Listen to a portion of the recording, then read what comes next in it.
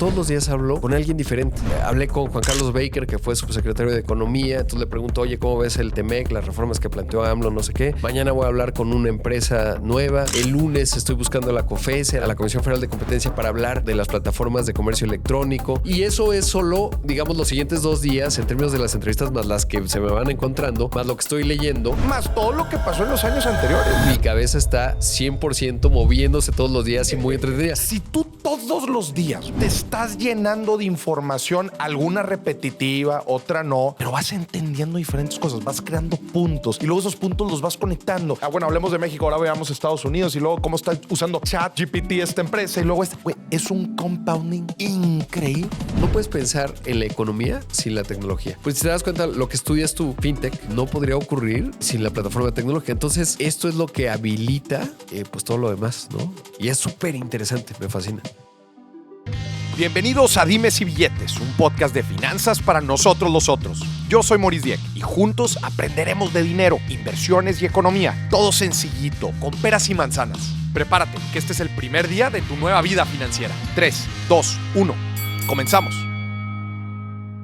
Señoras y señores, bienvenidos a otro episodio de Dimes y Billetes.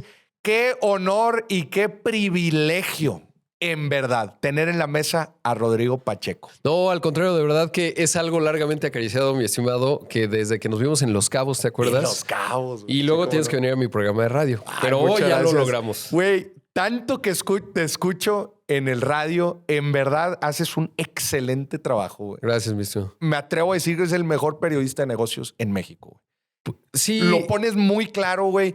Un análisis profundo. Me encanta escucharte en el radio. No, de verdad, muchas gracias. Te lo aprecio porque además, pues tú estás metido en esto, entonces viniendo de ti, todavía... No, hombre, ¿cómo crees, güey? En verdad, qué gusto y qué privilegio tenerte aquí en el programa. Fíjate que estaba pensando y dije, madre, güey, ¿por dónde le daré a Rodrigo? Güey, hay tanto que platicar. Pero seguramente tendremos más conversaciones en el futuro. Creo que podemos empezar con una pizcadita de quién es Rodrigo Pacheco, que nos platiques un poco de tu historia. Al final de cuentas, muchísima gente te escucha de los análisis, de las noticias, de todo lo que tú platicas en tus programas.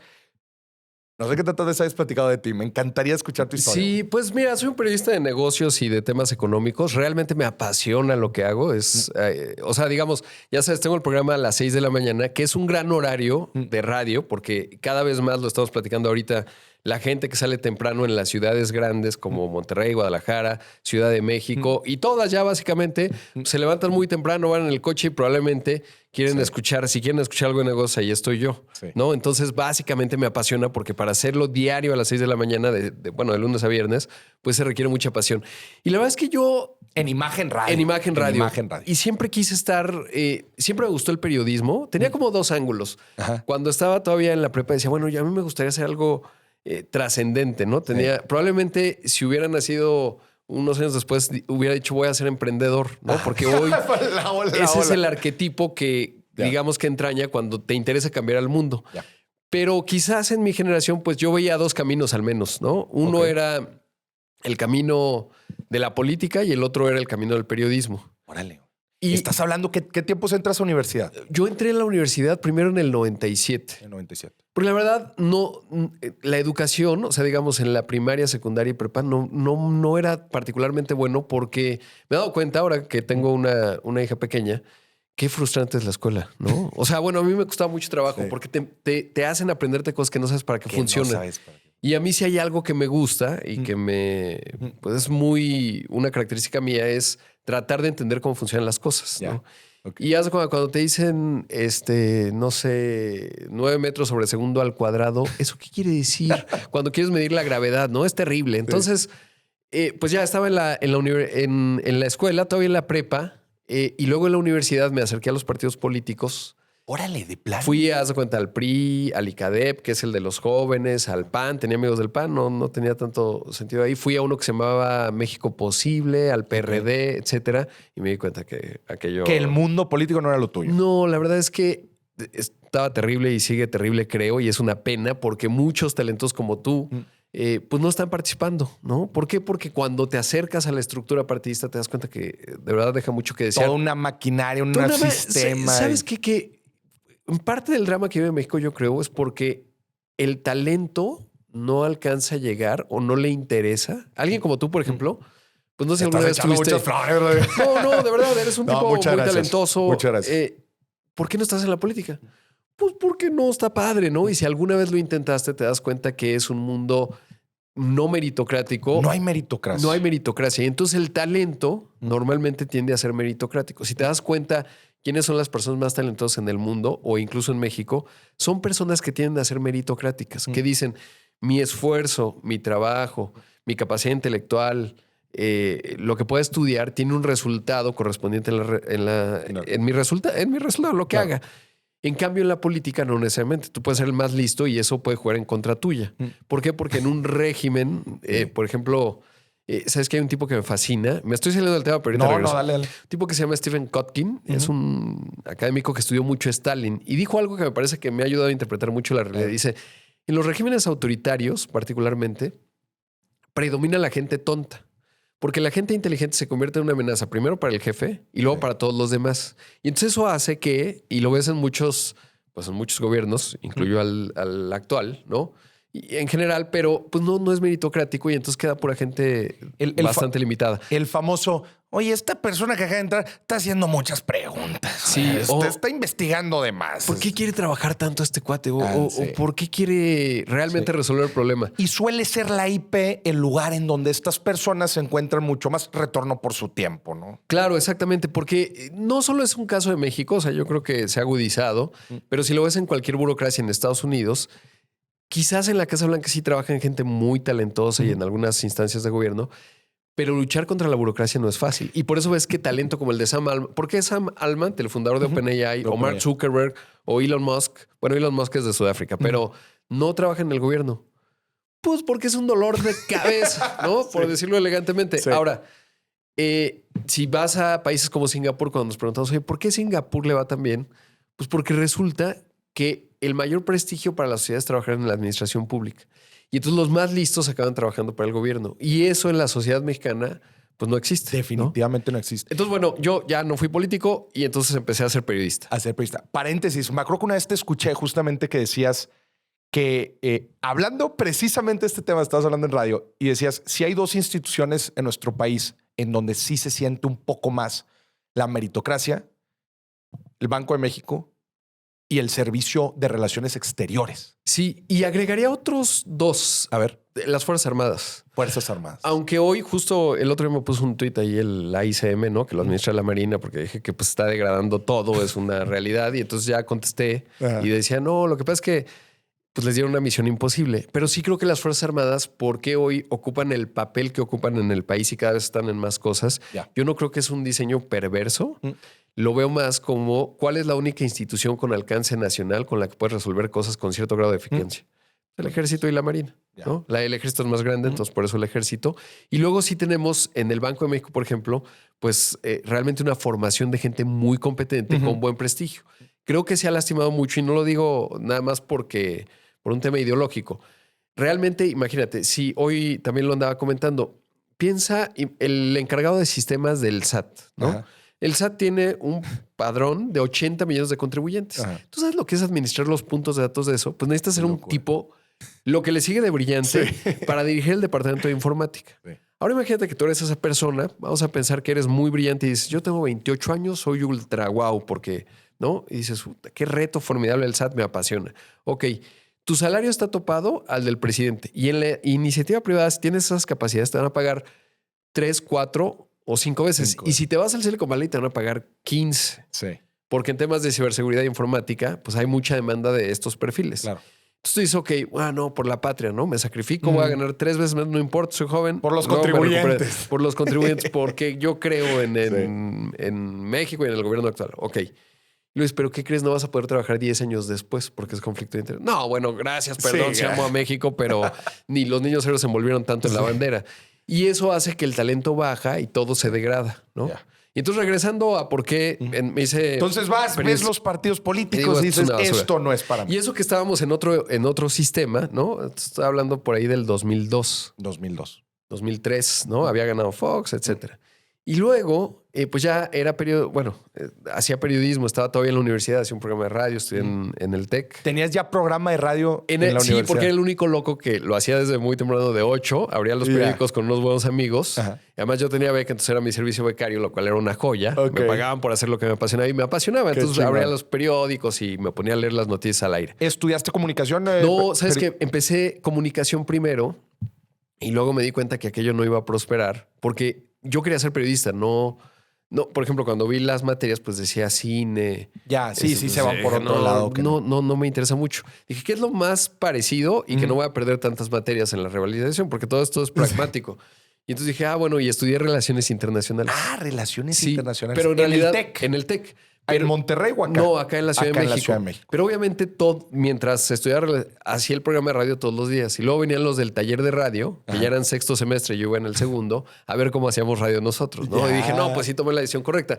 Porque como bien sabes, pues no hay nada mejor que hacer las cosas, ¿no? No sé tu formación, interrumpo brevemente para preguntarte. Yo estudié ingeniería en negocios y tecnologías de información. Y después hice una maestría en finanzas y ahorita me estoy aventando el doctorado. Wow, ¿en qué? Doctorado en finanzas. Qué extraordinario. Estoy metido en el tema fintech y cómo diseñar. En general me interesa entender cómo serán las herramientas del futuro para diseñarlas de la mejor manera que tengan un impacto tanto en inclusión como en el bienestar. Y ves, eres un gran comunicador y no estudiaste comunicación, Exacto. ¿no? Entonces, porque Sí. esto es de hacer, ¿no? Sí, es de hacer. Y refuerza mi teoría, ¿cómo no estás en la CNBB? ¿No? O sea, ¿por qué? Pues porque es complicado, ¿no? Digo, no sé la historia específica, pero donde puedes tener un impacto importante pues es en la formulación de política pública de cara a fintech. Ahora, con un cuasi doctorado, pues no va a ser necesariamente fácil, ¿no? A lo mejor en algún momento sí, esperemos por el bien de México que así sea o que hagas una empresa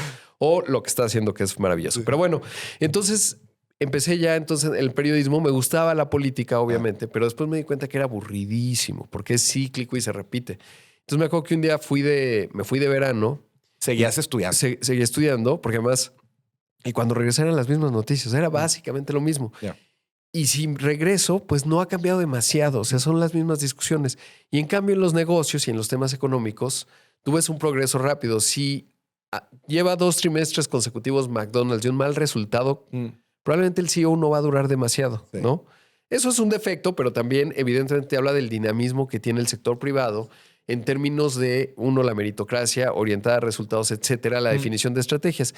Y la verdad es que si vemos lo que ha cambiado la vida de los mexicanos, yo siempre a veces cuando doy charlas ahí como la que nos encontramos, siempre les digo, cuando Steve Jobs dijo una cosa más y presentó el iPhone, ¿sabes que en los periódicos en México quedó relegado a las páginas de tecnología y era un gadget? Y lo que cambió profundamente la vida de todos los mexicanos, de toda la humanidad, pero de los mexicanos en particular, pues fue esta cosa. ¿No? Cambió la forma como nos relacionamos, cómo trabajamos, etcétera. Tanto que discutíamos en 2007, en ese enero, que si voto por voto, porque todavía estaba el plantón de Reforma y pura tontería, cuando lo realmente trascendente para los mexicanos fue esta cosa. Es lo que, si hiciéramos un análisis, ¿qué es lo que más ha cambiado en la vida de los mexicanos? Probablemente este es uno de los principales competidores. Y era una noticia de página número 7. Exactamente, que a nadie le importaba y que entonces, pues sí, un gadget. Y entonces, ese es otro de mis enfoques como periodista. Últimamente, digamos, los que me escuchan, pues no hablo de otra cosa que de inteligencia artificial generativa. ¿Por qué? Porque me parece que es similar o todavía más potente que el 2007 con el iPhone. Va a transformar de manera profunda, rápida, de manera transversal a la sociedad, a todos los mexicanos. Y cuando volteemos a ver en el 2029, vamos a decir, ¿qué pasó? ¿Qué estabas haciendo cuando salió el ChatGPT? Pues ni me acuerdo. Pues andaba peleando porque eran las elecciones. Exacto. Y salió un loco ahí, Rodrigo Pacheco, que decía que el ChatGPT no sé qué. Y en realidad eso es lo que va a cambiar probablemente, pues el quehacer económico de todos nosotros. Y eso es lo que te llevó a ti a interesarte. Además, entendimos la parte del periodismo, pero específicamente el periodismo de negocios. Sí, porque yo creo que la transformación de la sociedad en una economía de mercado, que es básicamente la que vivimos hoy en el mundo, tiene que ver con eso. Y entonces, si quieres entender cómo funciona el mundo, una buena parte se entiende la economía y entiende la dinámica de mercado. Luego otras cosas, ¿no? Porque obviamente no todo es mercado y no todo es así. O sea, de otra forma no se explicaría la realidad de México políticamente hablando, etcétera, ¿no? Pero sí creo que es muy importante y además es más entretenido intelectualmente. Ya. Qué interesante, güey. ¿Y te gradúas? Y platícanos un poco en crónica tu carrera. Exacto. Bueno, pues ya me graduó y poco antes de graduarme había dos posibilidades. Una, yo había estado haciendo prácticas profesionales en W Radio. Okay. Y como me fascinaba, iba, o sea, no me daba igual mis horas. Yo iba y estaba ahí, veía a Javier Solórzano, a Carmen Aristegui, a Carlos Loret. Me tocaba ver a Loret. Pues nada, ¿no? En esa época pues era súper chavito. Y pues ya tenía el noticiero en la mañana y tal. Entonces para mí era súper emocionante porque era ver cómo se hacían las cosas, ¿no? Las noticias tienen una magia increíble, además la radio. Y entonces, pues con los contactos que tenía me dicen, oye, Marta de Baile está buscando a alguien, ¿no? Marta de Baile seguramente no sabe esta historia. Y en ese momento me llaman de Imagen, ¿no? Y me dicen, tenía una amiga que trabajaba con Carlos Mota, que Carlos Mota te diría que es mi mentor en el periodismo de negocios, ¿no? Porque empecé a trabajar con él ya en este programa en el que hoy conduzco, pues de manera muy intensa, ¿no? Y como sí soy muy clavado, más allá de hacer pues la redacción de una nota, pues me podía entender y entonces empecé a aprender muy rápido. Y algo que creo que es bien importante, digamos, y que a los que les interesa pues los temas de negocios, sí, sin duda ir a la universidad es una gran idea, pero nada vale tanto como estar siguiendo las noticias. El reporte trimestral de Walmart, cuarto trimestre 2023. ¿Qué pasó? ¿Cómo le fue? ¿Cuánto creció el comercio electrónico? ¿Creció más que la ANTAD? ¿No? ¿Cuáles son sus estrategias? ¿Qué dice Guilo Ureiro? ¿Están diversificándose? ¿Por qué tienen ya tienen más de 1 millón de suscriptores de sus teléfonos celulares? ¿Por qué Walmart vendería teléfonos? O sea, se dedicaría al tema de los datos, de vender planes de datos, ¿no? Si aprendes eso, cuando llegas luego a las clases de negocios, pues dices, están viendo el caso de hace 10, 15 años. Sí, tú le llevas ventajísima. Llevas una gran ventaja. Entonces puedes tener los dos mundos, ¿no? Sí. Porque la parte académica te da una estructura muy sólida. Claro. Y luego, pues ya a partir de ahí, pues con mucha intensidad he estado haciendo periodismo de negocios desde entonces. A veces he tenido la tentación, por ejemplo, de irme a hacer una maestría. Pero cuando veía en medios de comunicación, o al menos en la parte, te diría, antes de que llegaran con tanta intensidad las redes sociales, lo que tú haces, por ejemplo, pues en 2008 no era tan visible. Sí, ¿no? El podcasting en México nace en el 2018. De 18. En México. En México, porque ya tenía algún tiempo. En Estados Unidos ya. Exacto, pero no era sencillo. Yo, por ejemplo, soy ultra fan de los podcasts, ¿no? O sea, de verdad, a veces digo, no, en realidad mi ocupación es escuchar podcast y lo del periodismo de negocios lo hago pues, para tener un modo de vida, ¿no? Porque en realidad realmente me fascina, digamos, es un formato que me gusta porque es como una radio sin límites, ¿no? Sí, claro. O sea, aquí nadie nos está marcando el corte ni nada. No. Es maravilloso. Tiene su magia la radio y lo podemos grabar aquí. Exactamente. Pero pues eso no necesariamente estaba. Y la verdad es que si yo me iba y estudiaba un MBA, por ejemplo, y regresaba, o sea, a mis jefes en imagen, no me van a decir, claro, vente, tienes un MBA versus alguien que no. Lo que requieres, bueno, son el hacer, ¿no? La experiencia que acumulas en eso, lo que aprendes, o sea, lo que sabes, los contactos que desarrollas. Cuando surge una noticia, pues a quién le hablas. Claro. Y eso acaba, si ves el costo de oportunidad, valía mucho más. Valía mucho más, ¿no? Que claro, la parte académica, pues trataba de solventarla leyendo todo lo que me encuentro, ¿no? Todavía hasta la fecha. Claro.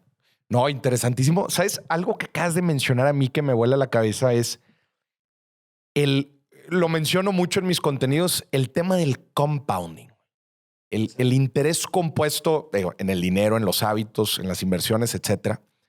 Pero, güey, acabas de tocar un tema importantísimo. El compounding en el conocimiento, García. Sí. Güey, a ver, si tú todos los días, güey, te estás llenando de información, alguna repetitiva, otra no, pero vas entendiendo diferentes cosas, vas creando puntos y luego esos puntos los vas conectando y luego el reporte trimestral de Walmart te conecta con el reporte trimestral de otra empresa, el de Cemex. Pues, no tiene nada que ver, son dos industrias diferentes, pero están trabajando en el mismo contexto. Y bueno, hablemos de México, ahora veamos Estados Unidos y luego cómo está usando ChatGPT esta empresa y luego es un compounding increíble. Increíble. Sí, la verdad es que, y te voy a decir por qué llevo tanto tiempo en esto, ¿no? Porque hay veces, obviamente...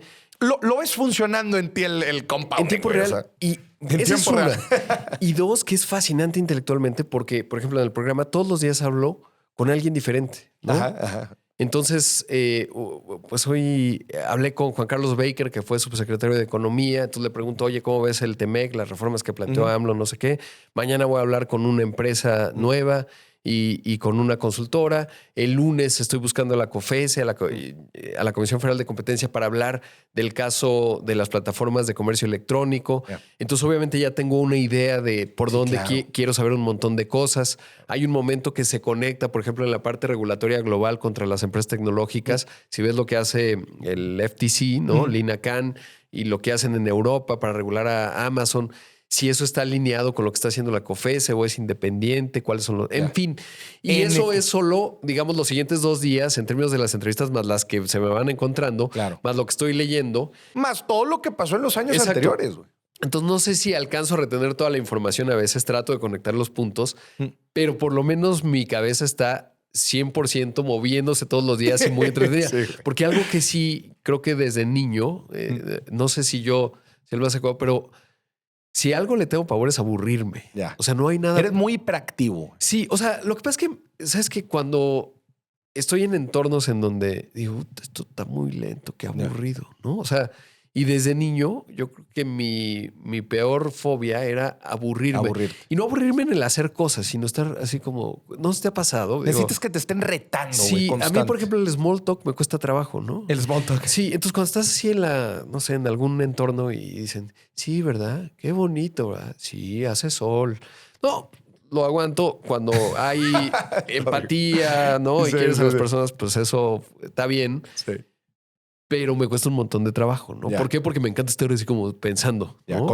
Constantemente. Oye, entonces platicas, desde el 2007 entras a Imagen. No, entré en el 2005 a Imagen. 2005. Y desde entonces... Desde entonces estuve en radio, obviamente después estuve en el periódico, fui el coordinador editorial de la sección Dinero, que es la sección de negocios, en Excelsior, que es parte del Grupo Imagen. Sí. Al mismo tiempo estuve en Multimedios, en Milenio Televisión, en algún momento tenía un pequeño espacio, coordinaba los pasos de Carlos, el Proyecto 40, obviamente ganando tablas, ¿no?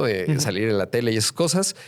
Y luego Adela Micha me invitó, que la quiero un montón, ¿no? Me dio una gran oportunidad en su noticiario de televisión. Entonces hablaba de tecnología, justamente. Ay, cuando Twitter empezaba a nacer, me acuerdo que yo soy muy intenso, ¿no? Entonces, ahora del chat GPT, digo, ya usas el chat GPT, úsalo, güey. ¿No? Es lo mejor que te puede pasar. Y entonces me acuerdo que en ese entonces decía, es que una plataforma en donde yo pongo un mensaje y lo ve el resto del mundo es una, no me acuerdo si lo decía con estas palabras, pero es la desintermediación, digamos, de los mensajes. La sociedad funciona distinta. Y claro que sí, porque pues en ese entonces era, digo, esto me acuerdo que más o menos yo abrí mi cuenta en mayo de 2008. De Twitter. Y me volví evangelizador, ¿no? O sea, si me veías te decía, ¿ya tienes Twitter, güey? No, ¿por qué? Porque es una cosa extraordinaria. Esto es muy poderoso porque imagínate, colocas un mensaje tal. Y luego vino la primavera árabe, ¿no? Primavera árabe. Y entonces te enterabas, digamos, era la primera vez que un cuate en el Cairo decía, sí, maldito Mubarak. ¿Fue por Facebook o por Twitter? Fue por Facebook. Fue por Facebook. Pero Twitter también juega algún papel menor. En realidad era Facebook. Fue el primer gran evento geopolítico impulsado por redes sociales. Que dijeron, a la madre, o sea, eso es importante. Eso es y ya era importante, obvio que era importante, ¿no? Porque, digamos, si entendías que en el modelo, o sea, hasta entonces, pues, cómo funcionaba la sociedad, ¿cuál es su sistema nervioso?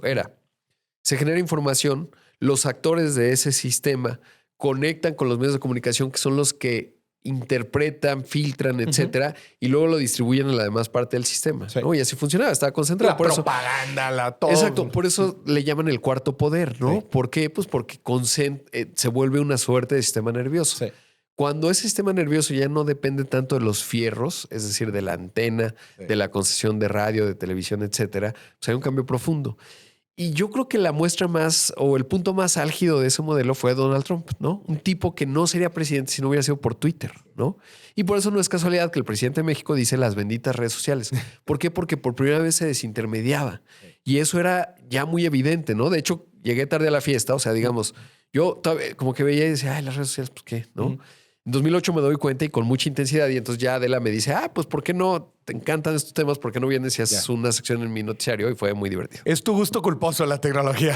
Sí. No, ¿sabes qué? Es que creo que es lo que realmente... No puedes pensar en la economía sin la tecnología. Sí, claro. Pues si te das cuenta, lo que estudias tú, fintech, no podría ocurrir sin la plataforma tecnológica. Entonces, esto es lo que habilita pues todo lo demás, ¿no? Y es súper interesante, me fascina. Sí. Oye, y entonces desde entonces has estado en imagen. ¿Qué es lo que más te ha gustado? O sea, o qué es lo que más te gusta actualmente de lo que haces? ¿Sabes qué me gusta mucho? Y seguro te pasa igual porque creo que ahora se parece mucho el podcasting, digamos, ¿no? Es que acabas conociendo mucha gente, acabas siendo buenos amigos y además, en el caso de la radio, como está en un horario muy definido, me exige una disciplina de información. Claro. Porque haz de cuenta, a lo mejor si no tuviera un horario todos los días, ¿no? Y, por ejemplo, al rato voy a entrar con Esteban Arce. ¿Qué voy a decir? ¿No? Entonces eso me obliga, veo qué está pasando, ¿no? Y digo, hay algo muy nuevo de lo que, ¿qué tal que pasó algo extraordinario y no lo sé? Pues es ridículo, ¿no? Tengo que saberlo. Y luego vamos a pensar que, no sé, voy a inventar alguna nota. Moody's degrada la calificación del país 2 escalones. Claro que eso sale de cualquier parámetro, porque obviamente ya tengo un contexto, ¿no? Sí. Y entonces yo tendría que decir, ok, ¿por qué? ¿Cómo? ¿Cuál? Y cuando vas empezando, ahora ya tengo mucho más contexto, pues ¿por qué? ¿Cómo? ¿Qué es esto de las calificaciones? Y entiendes, y entonces acabas teniendo muchísimo más conocimiento. Y lo que me fascina es dos cosas. Amistades que he hecho a través de tener un programa de radio, gente, personas que a lo mejor de otra forma no conocería. Y por otro lado, que me paguen por estar haciendo lo que me gusta, que es leer y entender y luego contarle a la gente cómo la veo, ¿no? No necesariamente que tenga la razón o que te dé la explicación más prístina, pero esa es un poco la idea. Claro. Y eso hasta ahora ha sido insuperable. Porque ya les digo, claro que me encantaría hacer otras cosas. O sea, una de los temas que me pasan es que me ha tocado ver, por ejemplo, yo creo que fui uno de los primeros que entrevistó a Carlos García Otátil de Kavak, ¿no? Y tú estás viendo y además... Otra cosa que me gusta mucho son los emprendedores, ¿no? Porque creo que esos son los que cambian a la sociedad y tal. Y entonces vas viendo y dices, veo esta idea, debería ir a ejecutarla. Pero me gana más la inercia del todos los días de estar haciendo esto, que es muy intenso en tiempo, ¿no? También. O sea, pero dices que de repente te entra la cosquillita de, bueno, No, habría que hacer algo, ¿no? Y más que por el dinero, por la transformación, ¿no? Y le has entrado a proyectos, no sé, como inversionista ángel o algo así, que como que soportes o... No, muy poco inversionista ángel. Obviamente si hago inversiones, ¿no? Tengo ahí mis tesis y mi forma de verlo. Y más bien creo que mi papel, digamos, es habilitar espacios para que se escuchen esas voces, ¿no? Chingón. Nunca me han pedido, oye, ¿tienes capital? ¿No? Si no, pues claro que ya lo hubiera hecho. Que probablemente alguna vez, ¿no? He puesto dinero que no he recuperado. Pero no es algo que hago sistemáticamente, ¿no? Porque en realidad, digamos, la parte de generar dinero, bueno, la hago haciendo lo que me gusta, uno. Y dos, pues invirtiendo, ¿no? ¿Por qué? Porque pues tengo mucha información. Claro. Entonces, por lo menos, esto que decía Xochitl y todos se rieron, walk the talk. Exactamente. Pero es, pues si lo crees, pues ponle dinero, ¿no? ¿Qué tipo de inversiones te gusta o qué clases de activos? ¿Le metes duro a la bolsa? No, ¿sabes qué? Mi visión de la bolsa es Warren Buffett, Value Investing. Long term, sí. O sea, no creo que cascarle al mercado es la mejor estrategia, porque me ha tocado entrevistar, ver gente que está 24/7 y desde que tenía 6 años se dedica a ello. Y no le ganan. Y no le ganan coyunturalmente. Y te acuerdas esta apuesta que hizo Warren Buffett, la hizo en 2007. La tengo muy clara. Y entonces dijo, a ver, los hedge fund managers, ¿no? Que se las saben, tiburones de Wall Street versus un indizado. Un índice. 10 años y pues ganó en el índice, ¿no? Porque yo creo que al final, si entiendes o si entendemos, digamos, como que de repente se vuelve misterioso, ¿no? Y a mí lo respeto, pero cuando dicen, no, yo hago el análisis cuando veo que el precio está en alfa y entiende la dinámica del mercado. Barato. Y está bien, ¿no? ¿Por qué? Porque hay un mercado. Claro. Y los mercados tienen dinámicas, tienen una parte social, ¿no? Y si la entiendes, pues está increíble. Ahora, mi forma de verlo es mucho más estructural y es, a ver, yo creo que una empresa, vamos a pensar Amazon, ¿va a existir en 5 años? Sí. ¿Cuánto invierte en investigación y desarrollo cada año? Tanto. Creo que el liderazgo Andy Jassy, que es el actual presidente, ¿lo hace bien? Sí. ¿Va a seguir generando? ¿Va a existir Amazon en 5 años? Sí. Si Estados Unidos no desaparece, que no va a desaparecer, crece promedio de interés compuesto mediocremente 1.5% en una industria del comercio electrónico que tiene una penetración muy baja, creo que Amazon le va a ir muy bien. Sí. Además tiene AWS.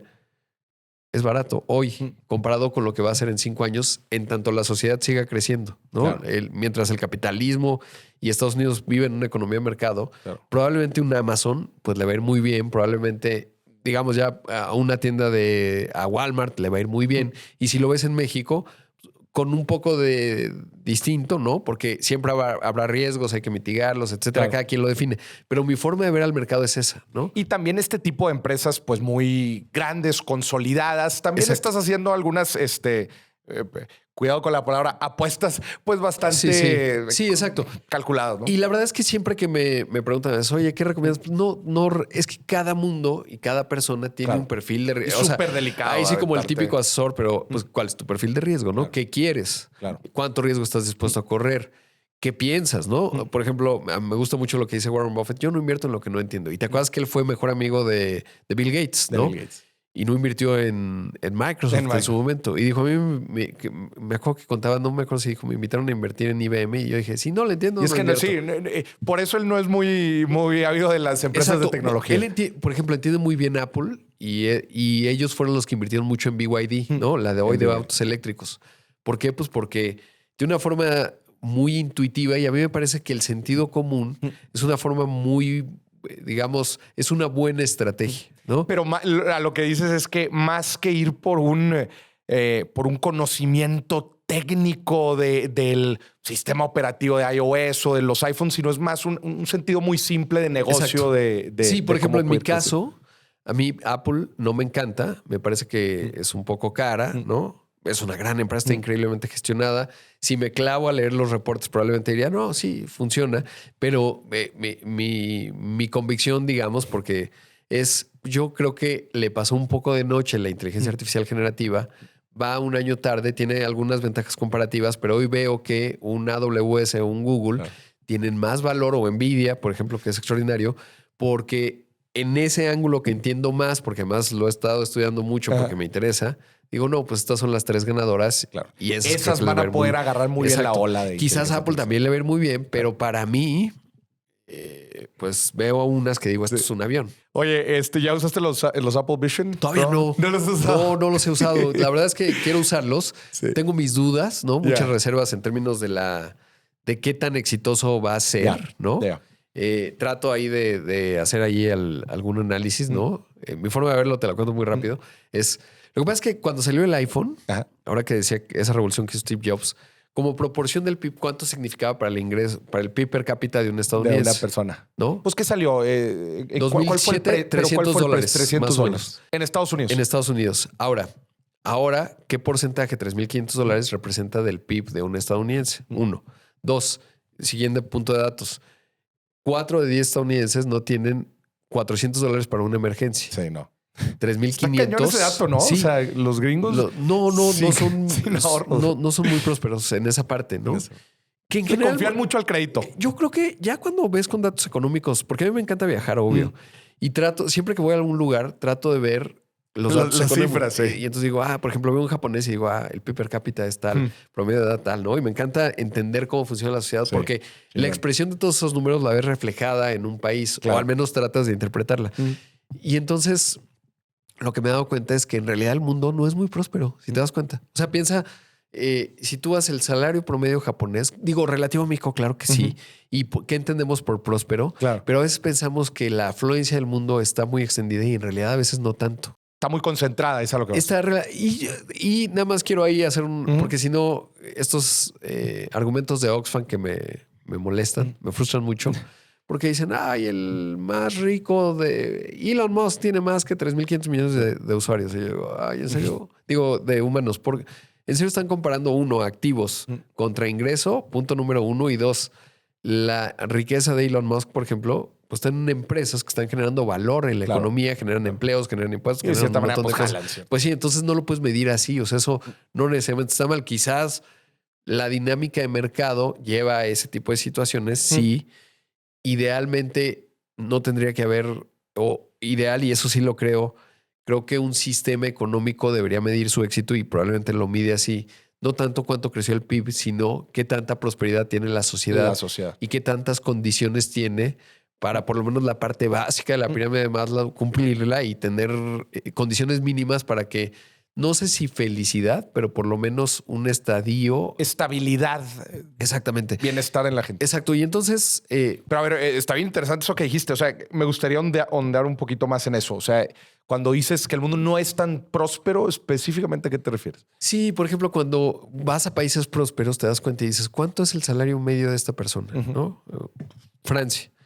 Y dices, pues esta persona gana, voy a decir un número, hace un año estuve en Francia y digamos, dices, pues 2.500 euros. ¿Cuánto vale una renta en Francia, no? Claro. En una ciudad secundaria. Pues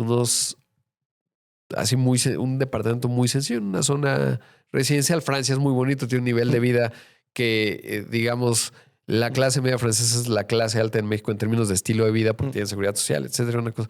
Dices, pues en realidad su margen mensual, si paga un coche, a lo mejor si tiene un hijo, en Francia eso es relativo, ¿no? Pues le sobran 60 euros. Ya. ¿No? Y tú pensarías, oye, ¿cómo es posible que tiene 50 euros que le sobran, si bien le va? Porque obviamente lo normal en los humanos es que vamos atrás de la curva, ¿no? O sea, es decir, tus necesidades van primero y tus ingresos van atrás. Claro. Por eso lo que dices es maravilloso. El interés compuesto, cuando lo entiendes, te das cuenta que solo tienes que ganarle en el interés compuesto un poco a la curva de tus necesidades y probablemente vas a ir por arriba siempre. Claro. Pero cuando imagínate Francia, que es una de las naciones más prósperas.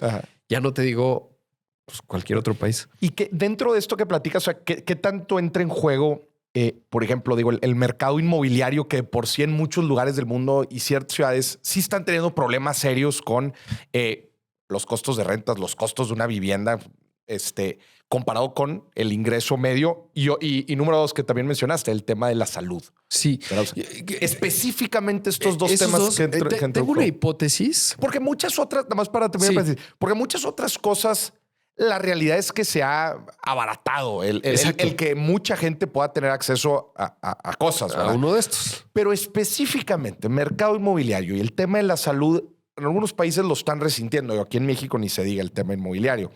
¿Qué opinas? En lo del sector inmobiliario tengo una hipótesis que no he leído, o sea, digamos, no he visto un reflejo, no he leído un buen paper al respecto, pero esta es mi hipótesis. Y es, el promedio de vida subió, ¿no? Antes un mexicano en los 70s, pues a lo mejor a los 55 era una persona y a los 62 ya. Bye. Y entonces el inmueble se vaciaba y se renovaba. Cuando el promedio de vida sube y en las ciudades gentrificadas, la Ciudad de México, pues esa casa hoy sigue siendo ocupada. Sí. Entonces hay una unidad menos en el mercado. Se movió menos. Como más gente quiere venir porque la población creció, pues el precio, hay más oferta. Digo, menos oferta, más demanda, pues el precio va a subir. También la migración a las ciudades. Las migraciones. ¿Por qué? Porque además todos quieren vivir. Está comprobado que hay más bienestar económico cuando vives en una concentración urbana. Y si tiene buenos servicios, pensamos acá en la Ciudad de México, la Condesa, la Roma Norte, Polanco, etcétera, que se gentrificó, ¿no? Sí. Son colonias que se forjaron, digamos. Bueno, la Roma 1920, 1930, Polanco 50, 60, tenían buenos servicios como cualquier urbe global, pero te das cuenta, a partir de entonces, el crecimiento de la urbe en México pues fue muy desordenado. Y entonces todos los jóvenes, ¿no? Dices, oye, pues tengo... ¿Dónde quieres vivir? Pues claro que Polanco. Exacto. Claro, ¿te alcanza? No. ¿Por qué? Porque otros 3 trillones de jóvenes como tú, más generación madura, más los que no se han movido, pues también. Sí. Y probablemente ese departamento, incluso si lo analizas en términos de edificios, por eso te digo que aterriza la economía en la realidad. Dices, ¿esa casa de quién será? Pues de un señor. Y ves típico que baja la señora con el perrito a pasearlo. O sea, esa casa no se ha movido. El precio creció y como no hubo planificación urbana, no se gentrificaron nuevas zonas. Y entonces el precio de las zonas gentrificadas sube. Y como lo hacemos muy mal en la planeación urbana en México, porque somos cortoplacistas como país, o sea, no somos profesionales en el gobierno justamente, pues de repente, ahora vamos a hacer desarrollos en Tecámac, ¿no? Y entonces, pues sí, a 3 horas de tu trabajo. No me sirve. Sí, no me sirve. Entonces la gente sigue prefiriendo. Exacto. Y entonces por eso es muy frustrante para un joven pues que dice, oye, pues no me va a alcanzar jamás. Sí. Oye, y entonces me encanta ese meme que dice, no, mi papá cuando tenía 30, ahora compro una hectárea más y 10 vaquitas. Yo cuando tenía 30, pagaré el Netflix completo este mes. Sí, porque es el precio relativo de las cosas, Sí. ¿no? ¿Qué es lo que estabas diciendo? Sí. Entonces, en el tema inmobiliario, pues no. Y es global, además. Es un tema global, definitivo. Sí, porque si yo me voy a las grandes urbes del mundo, es exactamente Lo lo mismo. mismo. Subió el promedio de vida, el precio de la unidad sube. En Estados Unidos, por ejemplo, San Francisco, ¿por qué es tan caro? Pues porque las reglas de zonificación no permiten construir vertical. Ya. Y entonces, si no tienes más Menos unidades, pues claro. Y entonces el crecimiento tendría que ser vertical. Sí. A Monterrey, por ejemplo, le pasa un poco eso, ¿no? Es una ciudad muy horizontal. Muy horizontal y que ahora, apenas va para arriba. y la parte vertical está costando un trabajo porque es suma cero. Si de repente un edificio genera más valor, pues mi zona de casas a lo mejor ya vale un poco menos. Y luego también se hace más complicado porque, pues porque finalmente pues las unidades entonces van a ser más chicas, el precio más caro, etcétera. Esa es una parte. Sí. Y creo que, por ejemplo, alguien de los 70s que dije, oye, ¿tú tienes casa en Valle Bravo? Pues no, era una minoría. ¿Tú tienes chofer? Pues era una minoría. Sin embargo, hoy tú pides un Uber y te sale un precio relativamente bueno y tienes un chofer. Claro. Y te metes a Airbnb y puedes tener una casa en Valle Bravo el fin de semana. En realidad no necesitas el activo, ¿no? Que esté ahí y lo tienes Claro. que mantener, etcétera. Lo que necesitas es cuando lo usas. Y mañana tú y yo podemos tener una casa en Los Cabos el fin de semana espectacular y no la tenemos que mantener, ¿no? Y eso antes no existía. Obviamente el precio de los viajes pues ha bajado muchísimo. Entonces yo creo que es un tema del precio relativo de las cosas. Exacto. Y en el sector salud, ese lo tengo menos claro, pero me parece que es un mercado poco transparente. Y también lo experimentamos. Es decir, primero hay que entender que un doctor pues se tarda muchos años, ¿no? Son 10, 15 años de De formación. estudio. ¿Qué te los va a cobrar? Porque alguien tiene que pagar ese costo, ¿no? O sea, Claro. la formación de esta persona. Luego los hospitales, pues son estas instalaciones que agrupan a estas personas que tienen estructura de costos y no es transparente. Sí.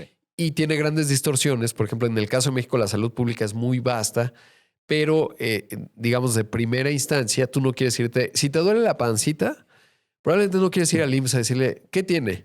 Alguna vez me tocó, ¿no? Y iba con un amigo. Llegamos ahí a la zona de espera. No, pues un tipo con fractura expuesta. Otro lo habían apuñalado. Otro le había caído una En la tabla. sala de espera. No sé qué. Pues no vas a decirle, ay, es que, ¿qué cree? Como que siento incomodidad en mi estómago. Sí, no, por supuesto que regrésate, no, carnal. porque no está diseñado Sí. para ello, ¿no? Y entonces, como no es transparente, la salud se ha hecho para un segmento muy afluente, que es una minoría, pero tiene modelo de negocio. Y la otra, pues no. Y en parte por eso hemos visto el florecimiento de las farmacias que tienen consultorios. ¿Por qué? Porque es tu primer punto. Si me duele la pancita, lo primero que voy a ir es a la farmacia. Ya. Y ahí el doctor de la farmacia me dice, tómese tal. Si se me quitó, tómese una buscapina. Pues ya, ¿no? Se resolvió, no regreso jamás. Si no se resolvió, entonces a lo mejor ya voy a escalar Ya al voy a ir sistema de al salud federal. Y es clave. En Estados Unidos es terrible, ¿no? Porque tienen una opacidad en el mercado que encarece demasiado la salud. Carísimo los Sí, es sistemas. una locura, ¿no? Entonces en México no tenemos ese problema, pero además el PIB per cápita, pues tú dices, oye, que ya hay buenos modelos de negocio ahí, ¿no? De hospitales para sector clase media. Para sector clase media. Y empieza a Que ver... empiezan a crecer Empiezan cada a vez crecer más. un montón, Sí, claro. sí, sí. Oye, nada más volviendo rápido al tema inmobiliario, que está con ganas ese tema. ¿Qué propondrías tú? O sea, es algo... me van a saltar ahí algunos. ¿Es algo que el mercado lo va a poder regular? ¿Es algo que, el gobierno tiene que meterse? ¿Qué opinas tú? Digo, creo que estuvo muy padre toda esta descripción de las diferentes fuerzas que entran en la jugada, que yo agregaría también otras, que es la especulación, ¿verdad? O sea, que Sí. mucha raza también le entra y ves los edificios, nos toca Vacíos. verlo vacíos. Oye, ¿dónde están los dueños? No, pues son puros inversionistas. Sí, claro. Oye, ¿por qué no baja la renta? Porque nadie necesita la lana. Claro. Nadie lo va a rematar, Ese güey. que acabas de decir, en la Ciudad de México específicamente, en Monterrey me parece que pasa igual, no sé en Guadalajara, es un gran fenómeno. O sea, tú tienes departamentos en unas que dices, ¿cuánto vale? 5 millones de dólares. ¿Por? Esto no ¿Y es cuántos nada. han vendido? Exacto. No, pues no ha habido No importa. transacciones en el último año, pero a nadie le importa. Y yo no sé en qué momento eso va a reventar, porque cuando ves la dinámica del mercado, tú vas a Miami, te dicen un departamento con esas características, 5 millones. Claro. ¿Por qué? Porque en Miami están refugiados todas las élites de Sí, América sí, sí. Latina y de unos rusos por ahí, etcétera, y el precio se Lo van sostiene. a Hay comprar. oferta-demanda. Aquí de repente dices, pues no necesariamente, pero está aparcado el dinero. A lo mejor no es la mejor trayectoria de plusvalía y no necesitas. Es una diversificación de un portafolio de alguien. ¿Cuándo va a tronar? No sé. Cuando muera el dueño y los hijos se lo peleen y digan, chinga, Exacto. necesitamos el billete, Sí, güey, vende ese pero pedo. probablemente los hijos pues habrán sido prósperos también. Entonces ahí pues ya lo venderán, ¿no? Ya el lo precio venderán. que llegue. Pero la verdad es que no tengo claro cuándo Uy, va, está súper va a interesante, tronar. la neta, pero eso este que tema. mencionas es súper Y interesante. ahora, digo, nosotros ahí en el norte, si hay una palabra que tenemos, es el tema de nearshoring, güey. Sí, sí. Y está llegando gente de todos lados y es impactante el poco inventario que hay Es que no hay. de renta. Sí, Entonces, sí. y nadie está vendiendo. ¿Por qué? No, Porque no. los precios nada más suben Sí, y sí. suben y suben No, y es que suben. si tú estás en Monterrey y tienes un departamento o una casa, hold it. ¿no? Hold it, my friend. Porque esto viene con mucha fuerza. Duro, ¿no? güey. Y entonces, Duro. claro que no. Ahora, ¿qué podría pasar? Digo, no hago política pública. Mi intuición me dice que lo que tendrías que hacer es desarrollo, o sea, digamos, una planeación urbana que gentrifique nuevas zonas. Ajá, sí, sí. Es decir, sí, pero ¿qué implica la gentrificación? Pues hay que entender qué necesitas, tiendas, escuelas, no sé qué, ¿no? Eso no es barato. El problema de México es que nunca el Estado, digamos, ahí me voy, ya no lo veo nada más como un tema de esta administración, sino de las anteriores. Nunca hay los recursos suficientes para hacer lo que necesitas en términos de generar el desarrollo que necesitas. Tienes una realidad y ahí hay otra intuición. O sea, una parte es gentrificar nuevas zonas. Ajá. O sea, acá en la Ciudad Pero de México, necesitas también poner de acuerdo a mucha gente. Para... yo creo que el mercado medio lo puede resolver. Por ejemplo, Ajá. si te vas a... Haz cuenta que la Ciudad de México, pues hay, no sé, ha estado en Sí, Interlomas y Bosque Real. Sí, sí. Pues otra ciudad. Otra Yo ciudad. cuando vengo en el avión veo O eso mismo y digo, Santa Fe. pues eso qué, ¿no? ¿De dónde salió? ¿No? Y es una... Cuando voy, porque yo soy del sur, digamos, de esta zona de la ciudad, digo, ¿esto qué? ¿De dónde? ¿Qué? ¿Por qué? No, pues porque ocurrió que la parte más afluente, digamos, pues la demanda estaba. Hubo un desarrollo que compró un terrenote, construyó edificios muy bonitos con escuelas, etcétera, y es un pequeño ecosistema. Necesitas generar un ecosistema similar, pero para un segmento de ingresos un poco más bajo. Y eso, ¿por dónde pasa? Por el financiamiento. Y ahí es en donde se van dando los incentivos. Y a veces lo que le ocurre a la política pública es que, por ejemplo, en tiempos de Calderón dijeron, no, pues los grandes desarrolladores de vivienda, los Geo, Urbis, Omex, etcétera. Y parecía que eso tenía cierto sentido porque, pues, a mí me tocaba, ya era periodista, ¿no? Y y fui a alguno ahí a Tecama que decía, no, pues acá hay tiendas y no sé qué. No se planeó porque que aquello se iba a descomponer porque el centro urbano de trabajo pues estaba en la Ciudad de México. Ya. Si te vas a tardar 2 horas en ir a tu centro de trabajo todos los días, 3 horas, Sí, pues no. tu nivel de vida se destruye. Y entonces lo que va a ocurrir es 2 cosas. Descomposición social en el lugar, porque tus hijos van a estar solos, ¿no? O lo segundo es, pues, abandono, porque nadie está cuidando aquello, ¿no? Y los niños, pues, ¿no? O sea, se van a hacer adolescentes y aquello es terrible. ¿Qué digo? Quizás así como hay presiones de Sí. ciertos lados, pues también creo que el home office o el trabajo remoto, pues también ha ayudado a esparcir un poco a que exacto. la gente no quiera estar aperrada en los centros de los la mismos ciudad. lugares. ¿no? Y luego haz lugares dignos, ¿no? O sea, como... También. O sea, digamos, sí, haz algo de planeación urbana, que eso Sí. también nos falla durísimo, ¿no? ¿Por qué? Porque no hay recursos, eso también. ¿Por qué? Porque cobramos pocos impuestos, ¿no? Como Estado mexicano, pues Una somos de los cadenita, más claro. bajos de la OCDE y si lo ves a nivel estatal, entonces, oye, Nuevo León, ¿cómo va a generar su planificación urbana? No, pues son como 18 componentes muy complejos y ahí sí la política, a mí amo la democracia realmente, pero la política es de corto plazo. ¿Por qué? Porque el gobernador pues ya Sí. quería ser presidente y entonces dura 3 años. Su horizonte es cuál es mi siguiente puesto y entonces es difícil tener personas de Estado y por eso nos falla mucho y casi que esto está convirtiendo en una esfera perfecta, que la gente talentosa que haría la política pública más allá de quien llegue o se vaya del poder político, pues no está ahí ocupando su talento en eso, ¿no? En resolver los problemas de México. Está más bien probablemente haciendo una empresa, tratando de resolverlo desde otro lugar. Tiendo a pensar que es mejor, o digamos, lo que puede hacer el Estado es generar la estructura para que el mercado lo resuelva. Porque cuando metes mucha burocracia y dices el Estado lo resuelve, haz de cuenta. Va a En México ser. se hizo en los 60 y 70 el desarrollo estabilizador y las grandes unidades habitacionales, por ejemplo, acá en la Ciudad de México, hay una muy interesante. Eso es, el otro día lo estaba pensando, hasta lo voy a escribir. Si tú, no sé si estás familiarizado, pero cerca de aquí, en la Colonia del Valle, Ajá. está los multifamiliar insurgentes. Ok. Son los edificios que son multifamiliares. Gigantes. En medio de la del Valle, que ya tiene una plusvalía altísima. Esos multifamiliares hoy no serían ejecutables. Ningún gobierno lo podría hacer. Ya. Por el precio. O sea, por eso ves pequeños edificios desarrollados porque no hubo una planeación conjunta. Ok. Porque el precio relativo de las cosas ya cambió. Ya cambió. Y entonces tienes que clavar. O sea, esto lo estamos haciendo en 5 minutos, ¿no? Y yo soy ignorante del tema. Pero imagínate que nos damos el tiempo durante 5 meses. Decimos, todos los días nos vamos a reunir y vamos a trabajar 8 horas al día, 5 días a la semana para tratar de arreglar este problema. Primero mapearlo, luego implantar las soluciones, luego la política pública, luego crear las instituciones, luego detonar el proceso legislativo que seguramente requiere, etcétera. Y nos vamos en 6 meses. Pero tipos talentosos tratando de resolver el problema. Ya. Pues claro que algo le harías, ¿no? Algo podría ser. Pero no, eso no ocurre. Porque no haz de cuenta, la persona que entra, pues va lidiando con la burocracia que ya está, es un burócrata del Infonavit.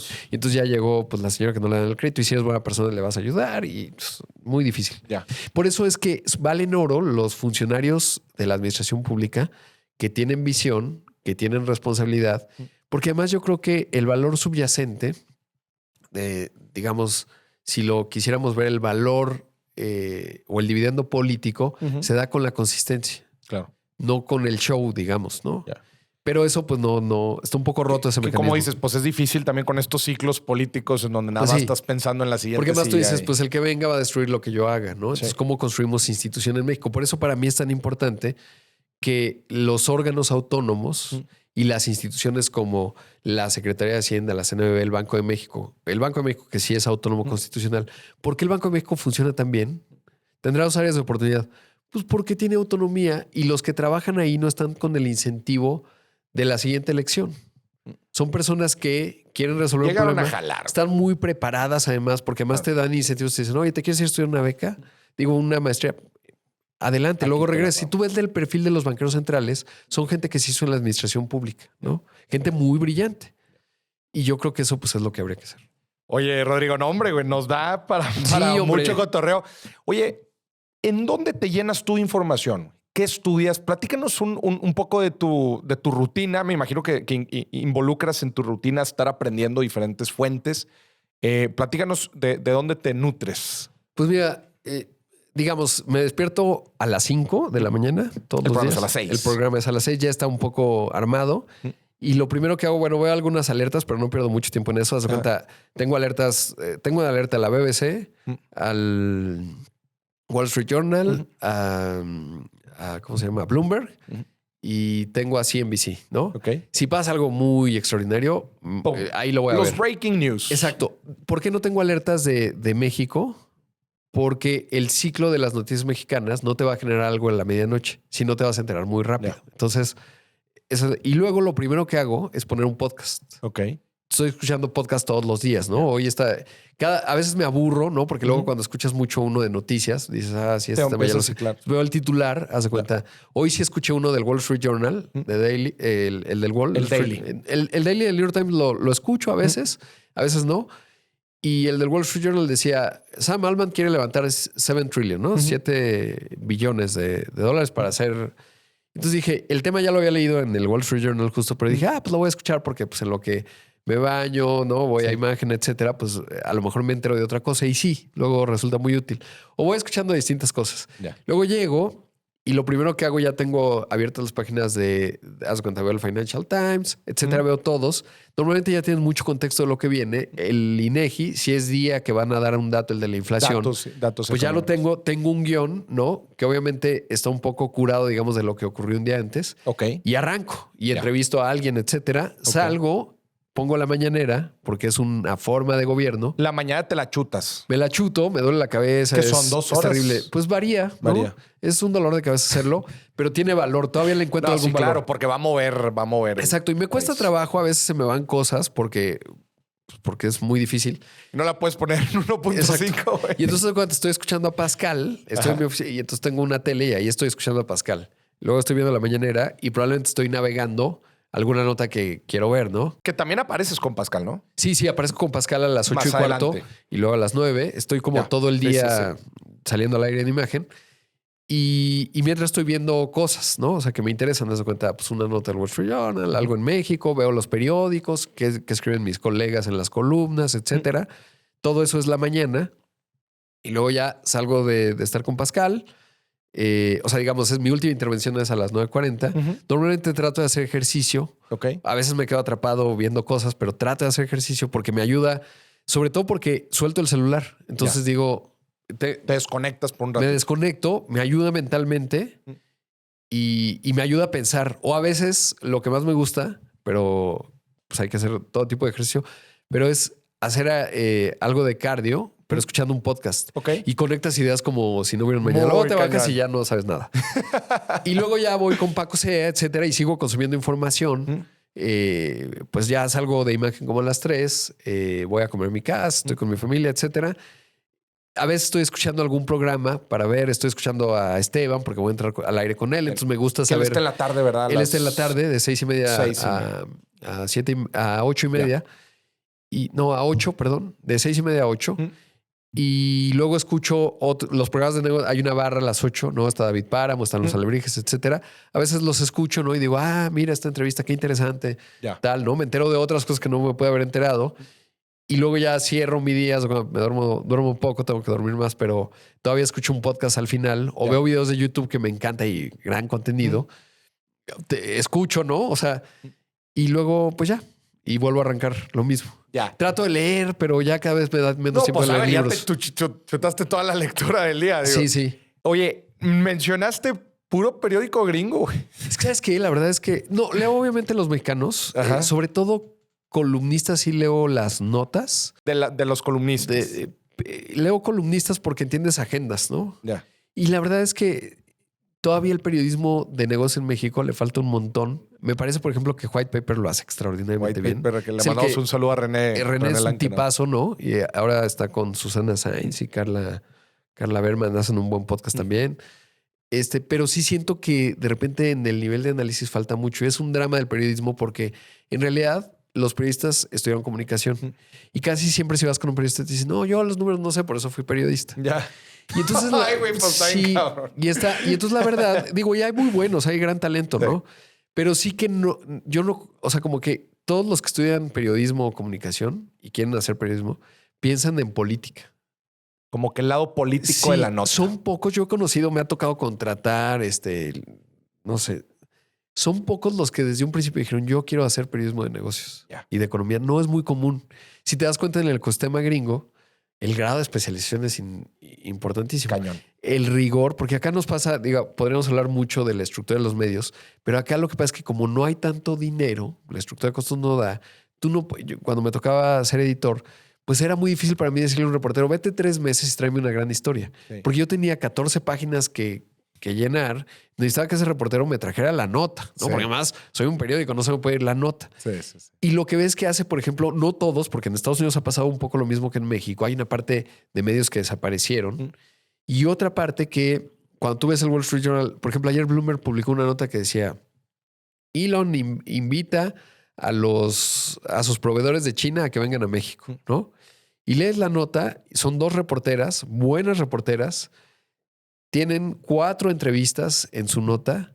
Tienen 4 entrevistas, son 2 análisis, 2 actores. Se ve que está revisado por un editor, corregido y luego publicado. Okay. El proceso en México no funciona así, ¿no? O sea, a lo mejor tiene 2 analistas de los que ya sabes que te contestan, pero que no necesariamente es el de máxima especialización. El editor pues tiene que editar 18 cosas, entonces no nos alcanza la solvencia en eso. Y ahí creo que tenemos una gran área de oportunidad. Y creo que por eso hay, por ejemplo, generas valor, ¿no? Claramente. ¿Por qué? Porque lo haces bien, porque te preocupas, porque le echas rigor, etcétera. Y creo que ya los formatos están cambiando y eso es una buena noticia porque nos va a dar mejor contenido, ¿no? Y por un René, por ejemplo, hace 10 años a lo mejor White Paper no era necesariamente materializable. Claro, no tenía un buen modelo. Era difícil tener un buen modelo de negocio detrás de eso. Hoy yo creo que está en ello, pero sí lo hay, ¿no? Sí. Y eso me da esperanzas de lo que va a venir. Pero por eso está muy concentrado en los gringos, porque la verdad es que la calidad está puesta ahí. Y sí, eso es un muy buen punto. O sea, la verdad, muchas de las noticias que tú lees, pues sí, están buscando el tema político, también es lo que vende mucho, ¿verdad? Y poco profundidad de análisis, ¿no? O sea, por ejemplo, ahora lo he visto mucho con el tema de COFESE y las plataformas. Pues acaba de salir ayer, ¿no? Acaba de salir ayer. Pues la verdad es que el nivel de análisis, si lo leo, o sea, por ahí algún colega va a publicar algo en unos... No entendemos nada, ¿no? O sea, de qué va, cuáles son los ángulos, qué podría ser, qué implica para quién el tener que desvincular la oferta de... Primero, ¿dónde está la fase del proceso? Porque esta es una investigación preliminar, no hay sanción de por medio porque es el órgano de investigación de la COFESE. Eso tiene que ir al pleno. De hecho, parte de lo que quiero entrevistar el lunes es entender cuál es el proceso, qué viene y cuáles son las implicaciones y la expectativa de la COFESE. Pero las preguntas hay que hacerlas, claro, ¿no? Y luego, de ser el caso, ¿qué le implica? Es lo mismo para Amazon, quitar Amazon Prime de suscriptores que para Mercado Libre. ¿Es lo mismo? Es interesante, ¿no? ¿Qué le pasa a quién? ¿Qué hay de la parte logística? ¿Es correcto lo que dice la COFESE? Las barreras de entrada es mucho capital. Pues sí, porque llevan 20 años construyendo sí, última milla, no está sencillo. Claro. En fin, ese nivel y profundidad de análisis, trato de hacer mi mejor esfuerzo cuando estoy al aire y trato de explicarlo, pero no necesariamente lo vas a leer en las notas que los que nos están viendo, si ahorita abren un periódico y ven las notas que se han publicado. Sí, no lo vas a ver. Lo que suele ocurrir, y lo digo con muchísimo respeto y amor a mis colegas, en serio, porque padecemos lo mismo. O sea, estás en el día a día y no solo tienes que ver esa nota, tienes que ver otras 20, ¿no? Que si los trenes, que si la... Si hubiera más recursos, que si Moody's, que etcétera. Se pudiera dedicar más gente, más bla, bla, bla, y profundizar más. Pero si hoy ves las notas, pues van a ser el comunicado, ¿no? Ya. Por ahí alguien sí se habilitó y buscó un analista y el analista dice, sí, esto puede cambiar el comercio electrónico. Ya. Y entonces por eso un poco el nivel de... tenemos todavía unas etapas que escalar en periodismo. Ya. Qué chingón, Rodrigo. Se nos acabó el tiempo. Qué gusto. Me voy, híjole, espero que la gente se vaya igual que yo, con ganitas de una versión 2, 3. Fácil nos podríamos aventar un episodio completo de AI. Sí, ese tema con esto que estás platicando que te interesa un chorro. Y sí, fíjate que sí te he escuchado que te gusta meter bastante el tema y es que está cambiando, güey, demasiado rápido. No, es una maravilla. Es más, simplemente entre hoy y ayer, hace rato, Sam Altman, lo tengo en alerta en mi Twitter, ¿no? Güey. Otra forma muy importante que tengo de informarme es Twitter. Ya. Porque es la fuente primaria. Y tú le pones alertas a Elon Musk o a Sam Altman. Las personas importantes. Puta, pues te estás informando en tiempo real. Sí. Y Sam Altman justo... como que me cayó la alerta, la vi y dije, sí, qué interesante, y puso una imagen. Y luego ya que tuve un poco de tiempo, dije, ¿qué es esto? Y entonces lanzó, digamos, ya el equivalente a... Ya generas imágenes, ¿no? Con ChatGPT, que es DALL-E 3. Sí. Pero ahora ya lanzó uno de video. De videos. Pero no está abierto. Se lo mandó primero a creadores de contenidos. Ya. Han pasado 15 meses. Y ya estamos ahí. Imagínate lo que tú puedes hacer. 5 años. 5 años. Y entonces ponía a Sam, oye, mándenme un prompt para hacer su video, ¿no? Y entonces yo pues, rápido decía, uno en donde estás viendo un entorno verde, ¿no? Vas en una urbe con muchas zonas verdes. De repente volteas arriba y se ve la tierra. Te das cuenta y estás en una mancha verde de una base lunar en la luna. Un video de 60 segundos. Sí. Eso, hacerlo hoy, mandarlo a hacer, digamos, o que lo haga un diseñador, nos tomaría, ¿qué te gustó? ¿1 semana? Para que quede más o menos bien. Sí, claro. Y la lana. Estamos a 2 meses o 3 de que lo hagamos tú y yo lo que se nos ocurre. Tú quieres ilustrar esto que acabas de decir. Vamos a pensar este capítulo. Y entonces estamos hablando... Caricatura, que sea pura caricatura. De cómo se gentrificó, ¿no? Estamos hablando y para hacerlo todavía más padre el contenido, ponemos como una persona era joven, se envejece y le dices, ayúdame a hacer un prompt además para ilustrar esta idea. Lo genera. ¿De qué vamos a estar hablando tú y yo en un año? Wey. Es una locura. Inclusive yo lo he platicado varias veces. Tú dijiste 12 meses, 5 años. O sea, ahorita hay suficiente contenido de los dos para meterlo en una cajita, sacar la voz de los dos, el video de los dos. Sí. No, yo sí creo que el mundo se va a poner muy extraño y nos vamos a estresar mucho. Y te voy a decir cuál es mi punto de dato al respecto. Bueno, ya lo pensaba. Nada más para dejarnos ahí con la cosquillita. Pero está en Davos Sam Altman. ¿Te acuerdas que Sam Altman lo corrieron a finales del año pasado? Su consejo de administración fue todo muy extraño. Hasta hoy no sabemos exactamente qué pasó. Y entonces Fareed Zakaria, un periodista muy bueno, le dice, Sam, ¿qué aprendiste de que te corrieron? Y yo me dedico a consumir información. Cuando identifico un personaje con tipo Elon Musk, Sam Altman, etcétera, empiezo a seguir. Ahora sigo mucho uno que se llama Mustafa Suleiman, tipo ultra brillante, le entiende todo. Y entonces lo tengo en alerta en Twitter y si sale una entrevista la escucho. Si ¿Él dice él es también periodista? No, él es el fundador de una empresa que se llama Inflection. Ok. de inteligencia artificial generativa. Tiene un libro que se llama The Next Wave, The Future Wave o algo así. Extraordinario. Apenas lo estoy leyendo, ¿no? Pero consumo así masivamente todo lo que produzcan estas personas. ¿Por qué?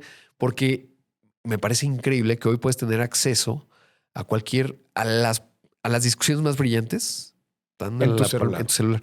Y entonces, ¿qué dice Sam Altman? Ya derivo demasiado, pero ¿qué dice Sam Altman? Dice, aprendí que los crazy points de las personas, cuando estás en temas de inteligencia artificial, se disparan 10 puntos.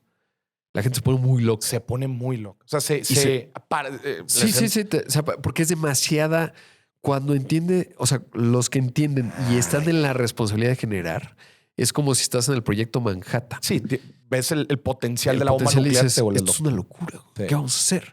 Se va a destruir, no la podemos crear, no sé qué, no sé cuánto. Yeah. Pero en algo además de una naturaleza distinta y entonces te estresas. Lo segundo es que está cambiando tan rápido que va a ser muy extraño porque el marco de referencia que tú y yo tenemos, pues es uno con ciertos grados de analógico, en donde hoy nos junta, que es maravilloso y estamos aquí, estamos platicando, ¿no? Versus lo que puede ocurrir en 5 años, que como bien dices, a lo mejor yo ya tengo un chat GPT que alimenté con mi información, tú tienes otro y decimos, oye, vamos a hacer esta entrevista. ¿Qué te parece si juntamos a nuestros chat GPTs, interactúan y vemos relativo a los puntos de datos que tienes de todos tus podcasts, cuáles son los temas más interesantes que nuestros perfiles que pueden ser compatibles en tal y tal tema combinen con esos puntos, que dialoguen ellos, saquen las ideas y luego tú y yo ya llegamos y nos sentamos y decimos, ¿qué crees? Que nuestros chat GPTs dijo esto, ¿qué piensas? Que los puntos más relevantes. Y entonces ya está ultra decantada nuestra conversación y se vuelve ultra divertido. Y tú y yo ya nada nos morimos de risa y decimos, no mames, no, yo creo que aquí se perdió totalmente. Estaría cañón. Estamos a 3 años de eso. Oye, un ejemplo también muy relacionado a eso que ya existe hoy por hoy. Sí, hay una aplicación que si no meto este video que estamos teniendo ahorita tú y yo, lo meto, me arroja 20 clips. Sí. Clips. Wow. Me los rankea por posibilidad de viralidad, güey. Wow. Tengo que decir que en español no funciona tan bien. Sí.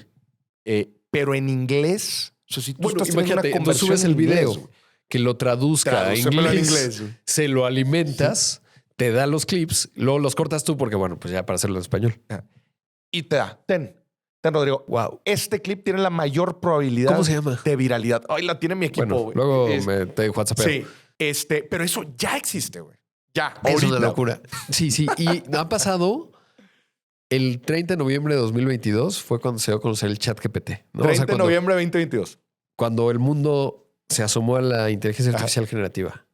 ¿15 meses? No puede ser, no llevamos nada. No llevamos nada. No, es una locura. O sea, si lo piensas, cuando nació el Internet, digo, pues en el 94, pues cuando habían pasado 15 meses en el 95, marzo del 95, no había pasado nada. Nada. O sea, a lo mejor... No. La curva exponencial de innovación, ¿cuántos años te gusta que lleva? ¿10 años? La curva exponencial, si donde dices, ya, güey, o sea, está cambiando todo. No, ¿sabes qué te diría? En esta tecnología es que no sabes cómo estoy clavado, pero el transformer de la inteligencia artificial, que es la inteligencia artificial generativa, es un paper que se publica, si no me falla la memoria, en 2017 y se llama Attention is All You Need. 2017. Se publica en el corazón de Google. Google lo ve, lo utiliza para Google Translate, pero no le ve mucho potencial. OpenAI, hubo uno, que ahora no me acuerdo el nombre, que dijo, mira, esto podría ser si le pongo más datos, no sé qué, porque no funcionaba muy bien. Y de repente funciona. Estás hablando de 2017 a la fecha. 2017. En este término, ¿no? Porque obviamente cada cosa tiene una capa abajo. Claro, pero ¿estás de acuerdo que desde ese punto, o sea, la curva... O sea, si tú todavía preguntas en 2016, oye, ¿tú crees que para el 2022 vas a tener una entidad con la que puedes tener una conversación indistinguible? O sea, la famosa prueba en donde, si te das cuenta que estás hablando la prueba de Turing. No estoy seguro, ¿eh? O sea, muchos de los que se dedican a estudiar el tema te hubieran dicho, no, la verdad no creo. No sé, pero no creo, pero no lo veo. O sea, en el futuro previsible y en la trayectoria de R&D, de investigación y desarrollo, pues no lo estamos realizando. Corte, pum. Es increíble. Y ahora, lo que esto va a generar con otras técnicas, la multimodalidad. Sí, güey. Oye, y combina la inteligencia artificial generativa con el Apple Vision Pro, con el Starlink que está probando, Sí. digo, el Neuralink que está probando. O sea, empiezas a Sí. combinar el comp y ahí a mí se lo que empieza creo que donde va a ser la más revolución es lo que hace esta empresa que se llama... la compró Google, por eso nació Ajá. OpenAI, es toda una historia. DeepMind, ya tenemos que... Luego hablamos de esto para que se quede el cliffhanger, pero DeepMind está vinculado a la ciencia profunda con inteligencia artificial, Ok. no necesariamente generativa. Ya. La intersección de la biología con la inteligencia artificial, en términos de los descubrimientos científicos, en términos de salud, Sí. Agárrate. es una revolución. No tenemos ni idea de lo que va a pasar y nos vamos a estresar horrible. Entonces, por eso hay que estar como súper metidos en estas Metidos. cosas, por lo menos para que cuando te estreses sepas por qué. Y porque las noticias van al mes. Sí, sí, sí. Señoras y señores, pero usted no se estrese. Espero haya disfrutado Exacto, todo no se este estrese. cotorreo. Mi querido Rodrigo, el primer cotorreo de ojalá sean muchos Sí, más. que así sea. Y obviamente tienes que estar en mi programa. Es Muchas mucho gracias. más breve, entonces no vamos a poder intensiar tanto, pero No, y me encantará seguramente en los otros que podamos tener más tiempo, seguir profundizando en todos los temas que estamos platicando. Qué chingón. Te agradezco mucho tu tiempo. no, muchísimas gracias. Y bueno, pues nos estamos viendo en el futuro. Y a ti que nos estuviste viendo y escuchando, esto fue otro episodio de Mes y Billetes. Bye, bye.